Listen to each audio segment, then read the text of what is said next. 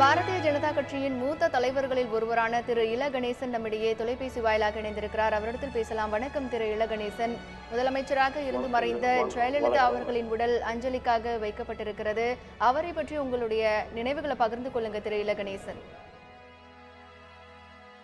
தமிழகத்தினுடைய மாண்புமிகு முதலமைச்சராகவும் அகில இந்திய அதிமுகவின் தனிப்பெரும் தலைவராகவும் திகழ்ந்த செல்வி ஜெயலலிதா அவர்கள் உடல்நலம் கொண்டிருந்து மீண்டு வீடு திரும்புவார் என்று எதிர்பார்த்த நிலையில் திடீரென்று ஒரு திருப்பம் ஏற்பட்டு இந்த ஒரு சோக முடிவுக்கு வந்திருப்பது குறித்து நான் ஆழ்ந்த வருத்தத்தோடு இருந்து கொண்டிருக்கிறேன்.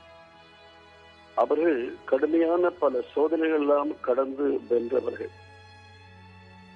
அவர்களது நீண்ட காலமாக இருக்கிற அடிப்படையான ஒரு கொள்கையிலிருந்து துணிவோடு மாறுபட்டு பகிரங்கமாக புரட்சி தலைவர் எம்ஜிஆர் அவர்கள் மேற்கொண்ட பாதையை உறுதியாக கடைபிடித்து இன்னும் தீவிரமாக வெளிப்படையாக அந்த பாதையிலே செயல்பட்டவர் என்பது வரலாற்றின் ஒரு முக்கியமான திருப்பு முனையாக அமைந்திருக்கிறது.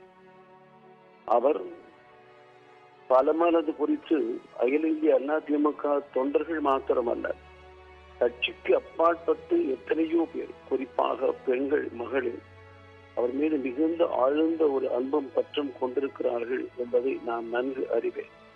அவர் மீது ஒரு நம்பிக்கை வைத்திருந்தார்கள். மக்கள் தலைவராக அவர் திகழ்ந்தார் என்பது உண்மை. தனிப்பட்ட முறையில் நான் அவர் மீது மிகுந்த அன்பும் மரியாதையும் கொண்டவர். எனது இல்லத்தினுடைய திருமண விழாவுக்கு அழைத்த பொழுது நேரடியாக வந்து கலந்து கொண்டு எனக்கு பெருமை சேர்த்தவர் செல்வி ஜெயலலிதா அவர்கள். அவருடைய மரணம் உண்மையிலேயே அதிர்ச்சிக்கு உள்ளாக்கி இருக்கிறது.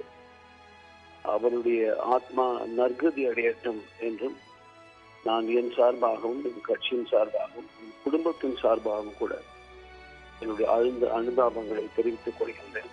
அந்த ஆத்மா நிச்சயமாக நற்கதி அடையும்.